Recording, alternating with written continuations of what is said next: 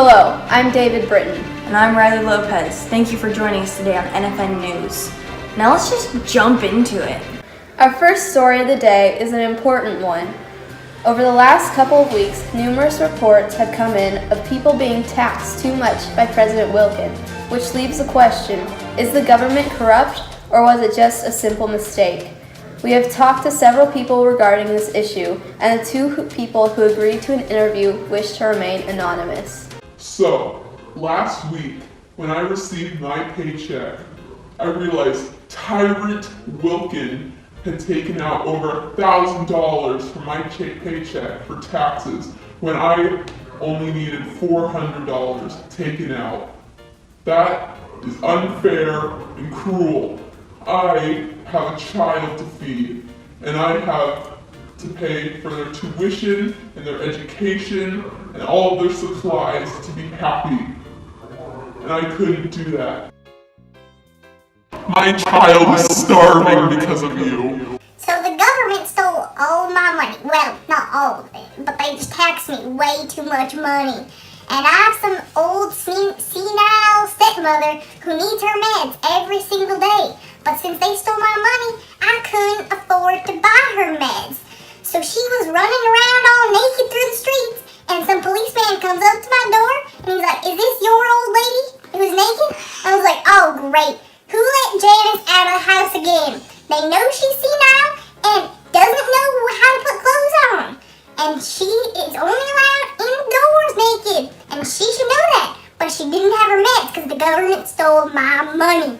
Our next story of the day is about a 3-year-old goat named Lincoln who is poised to become the first pet mayor of a small Vermont town of Fairhaven. The goat was chosen last week by the townspeople at the community meeting. The ballot was full of 16 pets and was open for all town residents to vote on which candidate would be their pet mayor. The ballot was mostly full of cats and dogs. Now what does that say about President Wilkin? Are animals more capable to rule this land than he is? And now time for the weather with Emerson. As you can see, California is pretty normal, 60s to 70s. What else is new? But if we take a step back, out here is the whole United States. If you've ever seen the map, this is kind of what it looks like. But as we move over here, it gets a little crazier. Let's get a closer look at that. As you can see, there's a lot happening, lots of colors, arrows moving up and stuff's happening. It just means that there's a storm coming. Well, it's already there. Oh, my hat. Whatever. And so here's what the storm looks like right now. It's pretty crazy. Now Emerson is on the scene. It's pretty cold out there. Yes, it's pretty bad out here. I'm in the middle of the storm. Due to the heavy rains that you're seeing right now, the streets have been flooded, and people have been using their boats to get around the city. It looks like we're having some technical difficulties with Emerson. Now it's time for tips and tricks. How do you succeed in a capitalist economy? Do you spend lots of money in order to make lots of money? Or do you spend little money to make a larger profit? I'm Riley Lopez, and this is Tips and Tricks. I'm here with Jonathan Magrowski, billionaire and CEO of Regional Reds Radical Reading Incorporated. Hello, Mr. Magrowski. Hello, Riley Lopez. My first question for you, Mr. Magrowski, what is your opinion on capitalism? I hate it. The wealth of this country that is currently being hoarded by the top 1% should be equally distributed amongst the people.